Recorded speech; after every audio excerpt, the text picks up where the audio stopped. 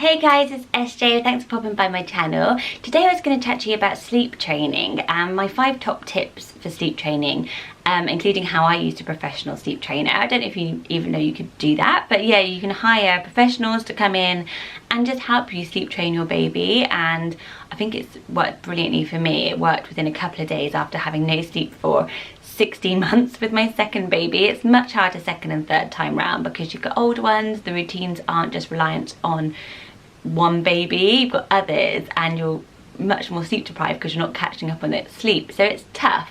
These are my top tips and I'd love to discuss in the comments below any sleep issues you're having as well. Channelmum.com have got tons of sleep resources as well. They're a website that I work for. I will link it below. Their sleep page, you can hear different mums' experiences of sleep and also speak to a professional sleep trainer there on their forum who is available for any questions that you have and is a proper expert. I'm just a mum who has done this, so yes, it's a great place to check out and get more info and advice. Did you know that you could actually hire professional sleep trainers? I don't know how I figured this out. I think that I always knew about it or met somebody who'd used one. It's very important to make sure that they are qualified. So I think that there's it's one of those things you can just pop up and say you're a sleep trainer, I think. So really make sure that you look for a recommended professional sleep trainer. The one I use is actually a sleep psychologist who specialises in children, and I found her via a clinic. I'm going to link her website below because she's amazing. She's called Evelyn, and the reason I used a professional is just because literally I was on my knees. I was behaving crazily. My second son, didn't sleep for 16 months, as in not one night's sleep, and it up multiple times, and it was getting worse the older he got. And I'd gone back to work full time and I just wasn't coping. Like, I was doing crazy things, like just getting up and walking him around at 1 in the morning, like outdoors, I mean, in the buggy, like craziness. And then with my third baby, she just wasn't getting to sleep, and it was getting to the point where she was getting to be 1. She was still up 3 times a night eating and things like that, and so I called the same sleep trainer and had just one consultation with her that time. She gave me all the tips I needed just in one chat. Just having that extra person who's an expert just to say, this is actually fine. I was worried about her napping in her buggy so much. She's like, that's fine, but this is something you should figure out, which was the eating all night, which I was fine with. Like, it's just so crazy. You're not the best person sometimes to sleep train your own child because it's so emotional. So I have done a whole video about my experience with sleep training and controlled crying. I will link it below. It's actually the first video I ever did on this channel before I was doing YouTube a lot, and had a lot of controversy because I used controlled crying with Finn. But I'm going to talk you through like my tips for sleep training success, all of them, including different methods, because I didn't choose to do that again with Evelina for very good reasons. So my first thing to say about sleep training, my first tip, is that if you're going to go into it, make sleep a priority for you and for your family. And I think that sometimes as mothers we think of ourselves as real martyrs. I definitely did, and I wasn't valuing my own sleep. And when it gets to second or third babies, your days are so much busier. You can't nap when the baby naps. You can't take the morning slow if the newborn is sleeping in because they've been up since 3 to 5, but the toddler is bang up at 6. You're up at 6, and it wears you down. It's knackering, and your decision making is so out of control when you're tired. So making sleep that priority and saying whatever else is going on is probably a symptom of your lack of sleep. Like for me it certainly was, like my all other issues that it brings up, even relationship issues, you know, even feeling like you out of control with your child, you're not enjoying your time, you're not, you know, engaged, you're not present, whatever it is, often it is the sleep. So make sleep the priority. Remember that the sleep is a priority for your baby. I had to have this mental shift of thinking, I'm not doing sleep training for me and my sleep, and people were commenting on my previous video like as if I was selfish for doing it. And I'm like, my baby is knackered. He's 16 months old. He's up 4 times a night. He's shattered.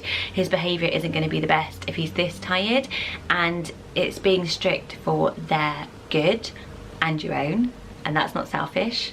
You deserve sleep. The first thing I always did with my sleep therapist is keep a sleep diary. Hers was amazing and it really drew out insights as well, but you can just keep your own sleep diary. It's really hard to do during the night because I was up so often, and by the time I settled them I didn't want to like write down I've been up for 45 minutes again, so there was big holes in mine. But what it did bring up is, oh my god, the amount of inconsistencies I was doing. I was trying different things every time the baby woke up, like just crazy things. One time I tried this and I tried that, then we'd both go in, then one of us would go in, then none of us would go in the next time. It was just all over the place, and keeping that diary really brought that to life to me.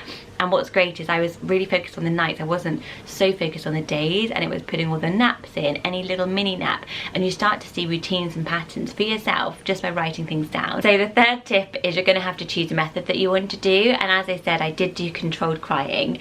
I also did a more gentle routine with Evelina. So why I chose controlled crying with Finn was he was 16 months old, he was very bright and aware of what was happening, and he was exhausted, and we'd got into bad sleep associations where I had to sit and hold his hand. He was also just crying all night anyway, and this is the point I got to. I was like, he is not up just cuddling me, snuggling me, having a lovely time, but wants to be cuddling with me. No, he was up angry, crying, exhausted, knackered. I was like, to be honest, being up with a crying baby is not that much different for me. And I was at an emotional breaking point. Like, I was like, I need this done. Obviously the sleep trainer's like, it doesn't just take 3 days. It actually did with Finn. It was so a miracle. It was 2 days and he started sleeping. I wanted to pay because I would have paid that amount for one night's sleep at that point. Like, it was worth it for me. It was money. I can't remember how much it was, a couple of £100. I was like, this is what I would pay for one night's sleep. We did all the consultations on the phone. She was at the end of the phone during my first night of sleep training, like, this is happening, this is happening, this is happening. She was there to answer if they got sick or anything like that. So it was just having that real expert on my side, and I probably wouldn't have done a technique like controlled crying without a real expert on my side giving me all that expert advice, because I don't go into things lightly. You know, I research everything, and I know that research shows it can be difficult for children. Of course it's difficult, like, you're crying out for your comfort and suddenly it's gone. So it is difficult, but it works in certain sleep issues, and it worked with Finn, and I discussed that a lot and went for it. So controlled crying is basically where you should I say what controlled crying is first? It's where you basically leave them to cry for say 5 minutes, then you go back in and you say it's bedtime, you walk out. You leave them a bit longer the next time, you go in, it's bedtime, and you walk out. And your longest, you pick how long to leave them crying, but I think in our case the longest we would ever have left him was 15 minutes, and actually we only ever got to 7 minutes, and he settled to himself alone for the first time ever. So it was really worked with Finn and with his particular sleep issues and at the age that he was, but you have to look at all the different methods. So with Evelina, when she wasn't sleeping, it was very different. She's a different character, she's her own person. She was a lot younger as well, she was more like 11 months. And I wasn't ready to do controlled crying, and that's something that I discussed with the sleep therapist, and she said often it is different as people have their second, they've got different techniques. So if you have your third, you feel differently. You've got more time maybe with a third at night, it feels like alone time with them a little bit. There's things you can kind of trick yourself into thinking, but I was shattered. So with Evelina, it was really sorting her naps out, and her daytime naps were really difficult for me. So we went through all of her sleeping like that. We talked about how to gradually wean her off nighttime feeding, which was reducing first and then switching out to water, but actually just reducing the milk. She went off by herself. I never needed to switch to water. Now I do give her water if she ever wakes in the night. And having a longer bedtime routine. Her bedtime routine was a bit squashed because it was all of them. Hers was a little bit like, right, go, because she would go to sleep very easily by herself, but then would start waking around 10, just when I wanted to go to sleep.